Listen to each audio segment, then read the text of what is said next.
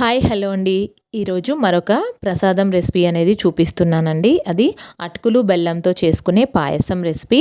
దీన్ని పాయసం అనొచ్చు, ఇలా మనం పరమాన్నం ఎలా ప్రిపేర్ చేసుకుంటామో అలా కూడా ప్రిపేర్ చేసుకోవచ్చండి. బెల్లంతో చక్కెరతో కూడా ప్రిపేర్ చేసుకోవచ్చు. చాలా సింపుల్గా అయిపోతుంది ఈ నైవేద్యం అనేది. దీనికోసం నేను కొలతలు చెప్తున్నాను. 1 కప్పు అటుకులకి 3/4 కప్పు బెల్లం అనేది పర్ఫెక్ట్గా సరిపోతుంది. తీపి ఎక్కువగా ఉన్నా బాగుండదు. సో ఇలా 3/4 కప్పు వరకు బెల్లాన్ని తీసుకొని దాంట్లోకి 1/2 కప్పు వరకు వాటర్ వేసేసి బెల్లాన్ని కరిగించి పక్కకు పెట్టేసుకోవాలి.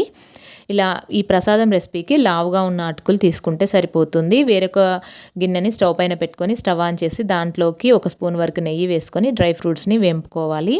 నేను ఇక్కడ కిస్మిస్లు అలాగే బాదం పప్పులు సన్నగా కట్ చేసి తీసుకున్నాను. మీరు కావాలి అంటే జీడిపప్పు లేదంటే వాటర్ మిలన్ సీడ్స్ అలాంటివి కూడా వేసుకోవచ్చు. దీంట్లోకి ఇంకా ఎండు కొబ్బరిని కూడా సన్నగా తరిగేసి వేసుకున్నా బాగానే ఉంటుంది. దాంట్లోకే ఇంకొక స్పూన్ వరకు నెయ్యి అనేది యాడ్ చేసుకొని అటుకులను వేసి వాటిని కూడా మంచిగా వేయించుకోవాలి. బాగా క్రిస్పీగా అయ్యేంత వరకు వేయించుకుంటే అటుకులు కూడా మనకి ప్రసాదంలో బాగుంటాయి. మొత్తం పాలు పోసి మనం ఉడికించుకున్నా కానీ బెల్లము పాకాన్ని వేసినా కూడా బాగుంటుంది. ఇలా బాగా వేయించుకున్న తర్వాత దీంట్లోకి ఏ కప్పుతో అయితే అటుకులు తీసుకున్నామో అదే కప్పుతోటి 2 కప్పుల వరకు పాలను కూడా వేసేసుకోవాలి. మీరు నైవేద్యంగా చేసుకుంటున్నాము అనుకుంటే ఆవు పాలను వేసుకోవచ్చు. లేదు మామూలుగా అంటే మామూలు పాలైనా వేస్ట్ చేసుకోవచ్చు. ఇలా మనం ప్రత్యేకించి శనివారాలు కానీ శుక్రవారం కానీ ఏదన్నా ప్రత్యేకమైన రోజులలో చేసుకుంటే ఆవు పాలు ఆవు నెయ్యి యూజ్ చేసుకున్న చాలా మంచిదండి.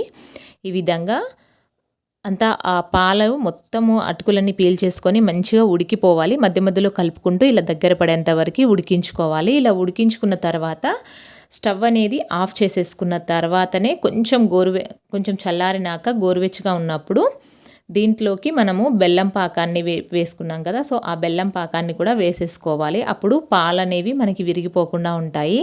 ఇలా కొంచెం దగ్గర పడిన తర్వాత జీడిపప్పు పలుకులు మనం వేయించుకున్న డ్రై ఫ్రూట్స్ పలుకులు అన్నీ వేసేసి అలాగే కొంచెము యాలకుల పొడి కూడా వేసేసి అంతా ఒకసారి బాగా కలిపేసుకొని స్టవ్ అనేది ఆఫ్ చేసేసుకుంటే సరిపోతుంది.